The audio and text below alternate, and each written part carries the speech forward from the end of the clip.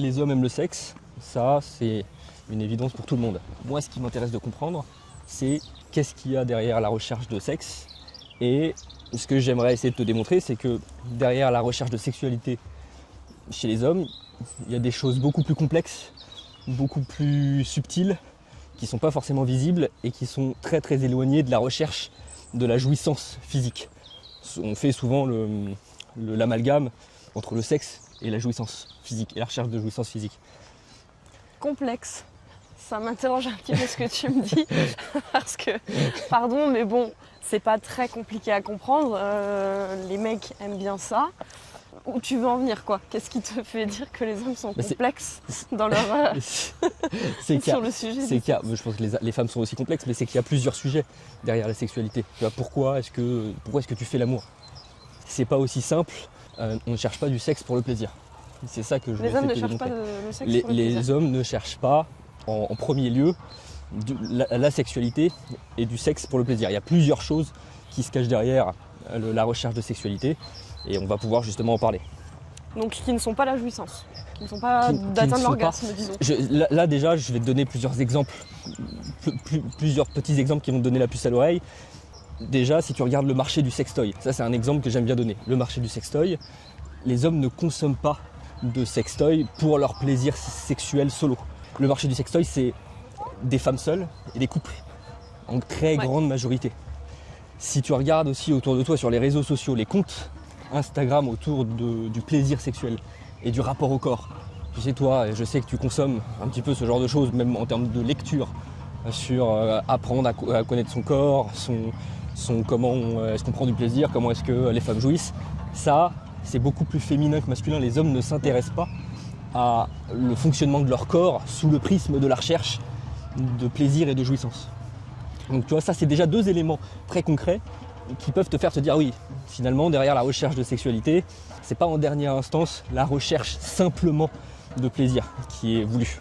Ouais, parce que les femmes sont quand même plus attentives à leur corps, on est plus à l'écoute de nous-mêmes, on est plus dans... on va chercher à comprendre comment atteindre certains ressentis, notre anatomie, etc. Et les hommes pas, finalement. Ils sont moins tournés vers cette recherche-là. Ils sont moins tournés vers cette recherche-là, et même de manière générale. Les femmes, elles sont beaucoup plus tournées sur la compréhension du monde par une curiosité introspective, c'est-à-dire chercher à savoir comment est-ce que moi je fonctionne, quels sont mes ressentis, pourquoi est-ce que je n'arrive pas à poser mes limites à ce moment-là, pourquoi est-ce que je me retrouve dans une obsession amoureuse à ce moment-là. Elles sont beaucoup plus dans cette curiosité introspective qui les pousse à la thérapie. Les hommes, ils sont beaucoup moins tournés vers la thérapie.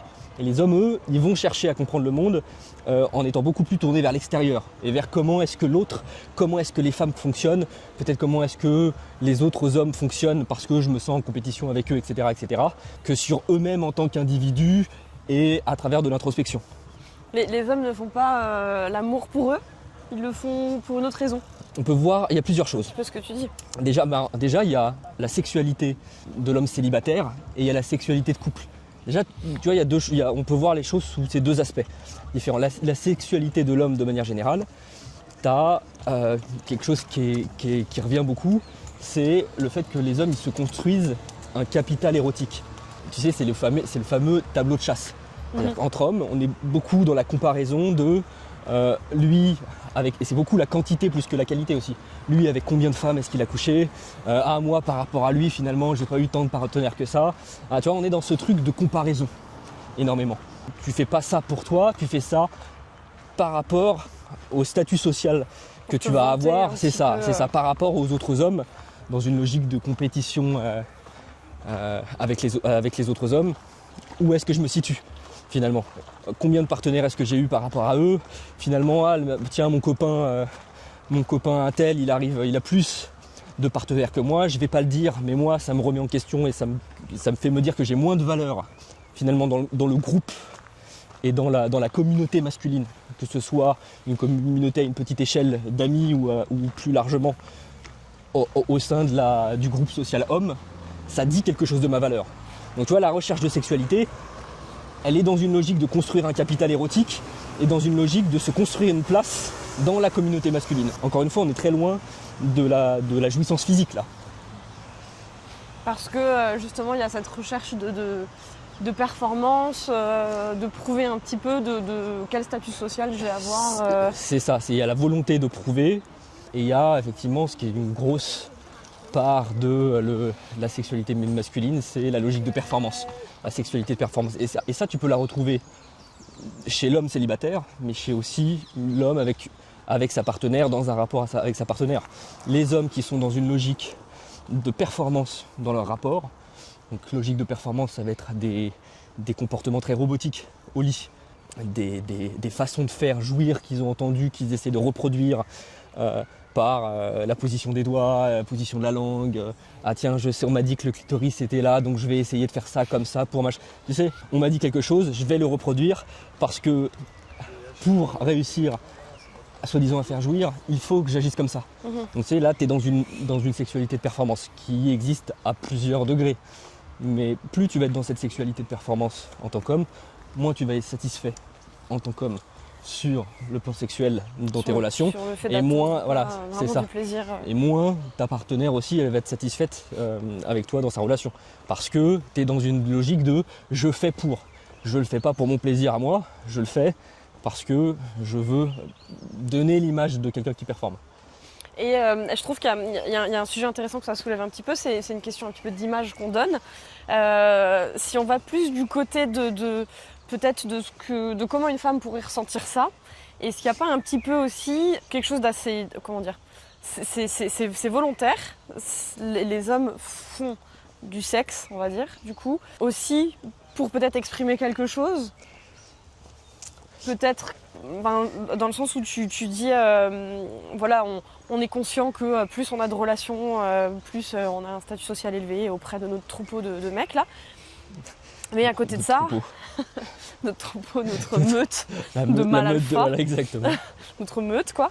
Est-ce qu'il n'y a pas quelque chose aussi, je trouve, c'est peut-être un point de vue un peu féministe, mais est-ce que les hommes se protègent pas un petit peu aussi en faisant ça?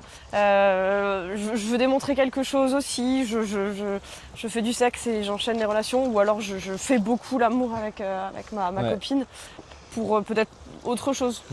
Exactement. Bah, une des plus grandes peurs masculines, c'est la peur de se perdre en une femme. Et pour ça, pour pallier à cette peur, pour contrer cette peur, il existe plein de stratégies. Et celle que tu viens d'évoquer en fait partie. C'est-à-dire, ça va être par exemple le fait de multiplier les partenaires. Tu ne multiplies pas les partenaires pour le plaisir, tu le multiplies parce que c'est un prétexte à d'autres choses, ce dont on vient de parler, de ma position en tant qu'homme au sein des autres hommes, le fait que finalement si j'ai plein de partenaires, je ne vais pas me noyer dans une seule relation, donc c'est une façon de se protéger. Mais tout ça, tu sais, c'est des mécanismes même inconscients. La plupart des hommes, ils fonctionnent comme ça, ils sont pas conscients de ça. Ils le font parce qu'ils ont intégré ça au plus profond d'eux. Ils mettent de la distance avec leur partenaire par le sexe. Ils mettent de la distance avec leur partenaire au pluriel par le sexe. Quand ils ont plusieurs partenaires et quand ils ont une sexualité qui n'est pas monogame, ça peut être compris comme un moyen de mettre de la distance et de ne pas se perdre dans une relation. Et à l'inverse? Parce qu'à l'inverse, est-ce que c'est pas une façon d'exprimer ses sentiments? Voilà, c'est ça. C'est une façon de faire. Mais tu vois, tu peux avoir aussi une autre vision de la chose qui est de te dire, finalement, les hommes, ils parlent la sexualité avec leur partenaire quand il n'y a pas ce trait évitant. Parce que ce que je te décris, c'est lié à des traits évitants. Les traits évitants, on les retrouve beaucoup chez les hommes. Mais quand il n'y a pas cette volonté de marquer une distance, la sexualité avec leur partenaire, elle peut leur permettre aussi de faire passer des messages. Tu vois, des messages qui n'arrivent pas à faire passer avec les mots et qu'ils font passer par la sexualité. Et la sexualité, elle devient un pont qui leur permet de montrer leur vulnérabilité.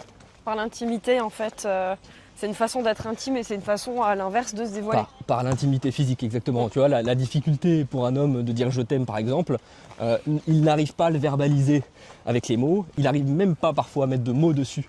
Ça, on en a déjà parlé, ça s'appelle l'alexithymie. Il n'arrive même pas à mettre de mots dessus. Donc le moyen pour faire passer le message et pour faire passer ce qu'il ressent pour toi, c'est finalement, ça passe par la sexualité. Du coup, moi, c'est une question que ça me soulève. Au début d'une relation, peut-être que j'utilise le sexe un petit peu comme arme pour garder un petit peu à distance, pour ne pas avoir besoin d'exprimer mes sentiments. Je me mets dans la tête d'un mec. Hein. Est-ce que ça peut évoluer au fil de la relation? Tu disais un petit peu que bon, les hommes font du sexe pour plein de raisons autres que leur plaisir perso. Mais est-ce que du coup, finalement, quand ils sont en couple et qu'ils s'installent dans quelque chose de plus intime, quelque chose avec plus de sentiments, personnellement, je trouve que vraiment une relation amoureuse, elle évolue à ce niveau-là aussi.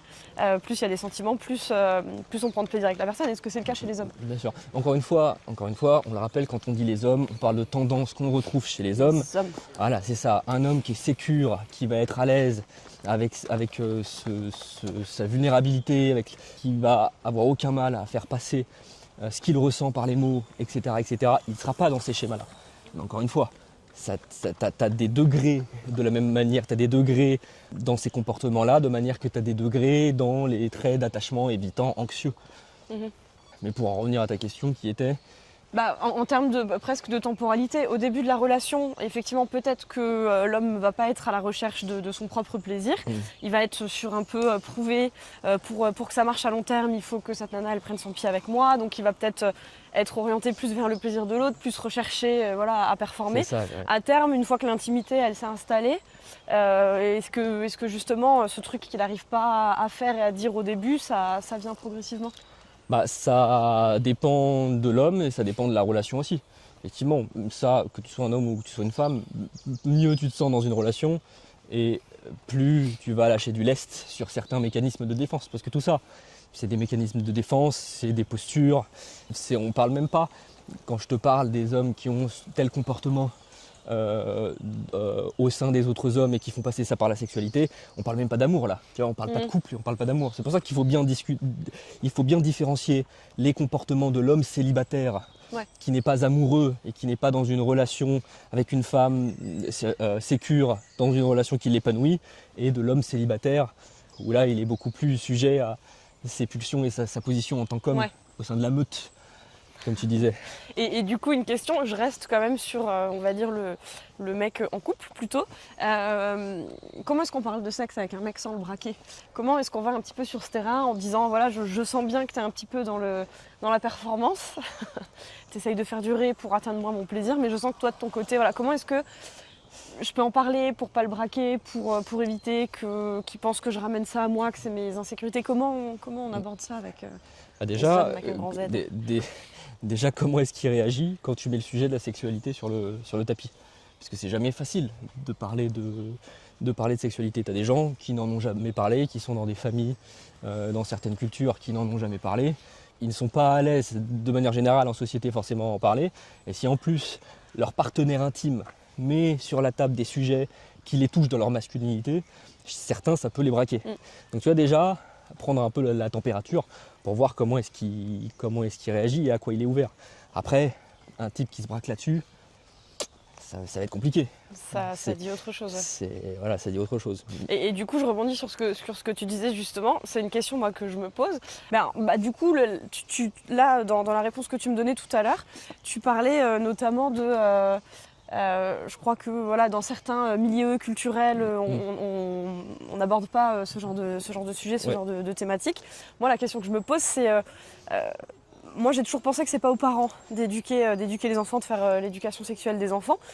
Comment est-ce qu'on éduque, comment est-ce qu'on informe un petit garçon pour lui faire comprendre que ces schémas, ils existent, que c'est ok, qu'il ne faut pas tomber dans du sexe performatif, qu'il faut prendre conscience de son corps et de son plaisir, etc. Mais ça pour moi, ça passe en grande partie par les parents. Ça passe pas que par les parents, mais ça passe aussi par les parents. Alors pas forcément la manière dont les parents vont inculquer le rapport au risque, la protection, etc. chez le petit garçon, mais les parents comme modèle. Tu vois, quand tu grandis dans une famille dans laquelle tes parents ne s'embrassent pas, ou n'ont pas du tout de signe d'affection, ou une grosse distance dans leurs émotions, ne parlent pas de leur couple, du tout, que ce soit en famille ou que ce soit même entre eux, que tu te rends compte que ça fait partie de leur fonctionnement. Toi, quand tu te développes en tant qu'adulte avec ces modèles-là, tu rentres dans le moule et dans ce fonctionnement où finalement c'est des sujets qui sont tabous, qui sont honteux. Malheureusement, ça dépend énormément de tes parents, ou en tout cas de ton réseau.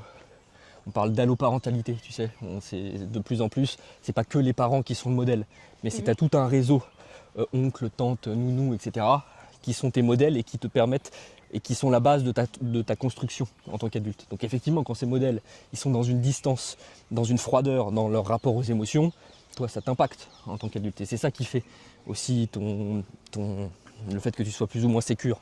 Parce que toi, dans le discours que tu tiens, sur le fait que les mecs font ça pour certaines raisons, il y a presque une espèce de notion un peu de pression pour les hommes. On se pose presque la question en gros, tu sous-entends que c'est le devoir conjugal de l'homme. C'est une notion quand même qu'on relie souvent aux femmes, et toi tu dis que les hommes finalement... Alors, il y a cette notion un peu de devoir conjugal, quoi. Je ne sais pas si ça dépend ce que tu entends par devoir conjugal. Devoir conjugal, c'est une forme d'attente, on va dire, mais d'attente que les hommes se mettent aussi beaucoup eux-mêmes pour toutes les raisons qu'on vient d'évoquer. Quand on parle de devoir conjugal, en général, c'est d'avoir une activité sexuelle parce que tu le dois pour faire plaisir à l'autre. C'est moins une problématique qui est masculine, mais ça peut exister aussi. Et ça, bien sûr, le fait que ce soit moins courant, le fait de moins en parler, ça rend la chose encore plus taboue. Des hommes qui couchent avec leur partenaire ou qui ont des rapports sexuels avec leur partenaire dans le but d'être perçus comme toujours virils ou comme toujours disposés à la sexualité parce que c'est leur rôle et parce qu'ils ont intégré ça comme leur rôle et parce que c'est la normalité et que ce serait très étrange que leur partenaire femme soit plus demandeuse qu'eux, ça implique qu'il y a beaucoup d'hommes qui effectivement entretiennent des rapports sexuels non pas parce qu'ils en ont envie, mais parce qu'ils ont intégré ça comme quelque chose de normal et de nécessaire au fonctionnement du couple. Ce qui, dans une certaine mesure, peut être sain si c'est pas dans un excès particulier. Mais de la même manière que c'est comme le fait de simuler. Ça aussi, c'est quelque chose qu'on entend parler de simulation pendant le sexe. On imagine que c'est les femmes uniquement qui simulent. Les hommes aussi simulent. C'est moins courant d'en parler parce que souvent, simuler, c'est montrer à l'autre que finalement il est performant, qu'il y arrive, que c'est le meilleur. Et comme les hommes sont beaucoup dans cette sexualité de performance, les femmes ont intégré ça au fond d'elles, qu'il faut faire plaisir à l'homme pour lui faire croire que finalement il est le meilleur et qu'on va flatter comme ça de cette façon leur ego et qu'il va se sentir bien. Donc, tu vois, les hommes le font aussi, pareil, toujours un petit peu dans ce truc de je fais du sexe, je te prouve que... Oui, c'est une façon de voir les choses et ça peut et c'est intéressant de se dire que voilà aussi les femmes ont aussi intégré ça et le comprennent même au fond d'elles, tu vois, comme s'il y avait quelque chose d'ancré quand tu simules en tant que femme. Tu as intégré que les hommes sont plus dans une sexualité de performance. Et comme tu as intégré que les hommes sont plutôt dans une sexualité de performance, et que ça les flatte, et que ça les fait se sentir bien, et que même par ricochet ça les fait s'investir, et ben tu leur montres qu'avec eux c'est bien et qu'ils n'ont pas à se sentir menacés. Donc c'est des stratégies inconscientes qu'on a tous intégrées hommes comme femmes. Et quand on creuse, on découvre que les causes sont pas forcément évidentes. Que finalement c'est quand même un petit peu complexe, quoi. Oui, voilà, c'est ça. Que c'était un petit peu de complexité dans la sexualité masculine. C'est dans la sexualité masculine et dans la sexualité féminine et dans l'humain de manière générale qui est très complexe. Ouais. Et c'est pour ça que que j'aime bien ces formats un petit peu longs où tu as le temps de développer, parce que ça, si j'en fais un short sur Instagram, TikTok, je vais me faire démonter dans les commentaires parce que les gens ne vont rien y comprendre et parce qu'ils ne comprennent pas la subtilité, les tendances, voilà, c'est ça, les concepts, la théorie. Et c'est ce que moi je trouve intéressant. Donc sur ce, si vous avez aimé cette vidéo, si ce type de contenu vous plaît, je vous invite à regarder les autres vidéos, à mettre un j'aime, à vous abonner juste en cliquant sur le bouton qui se trouve juste en dessous. Et je vous dis à très vite. Merci. Merci.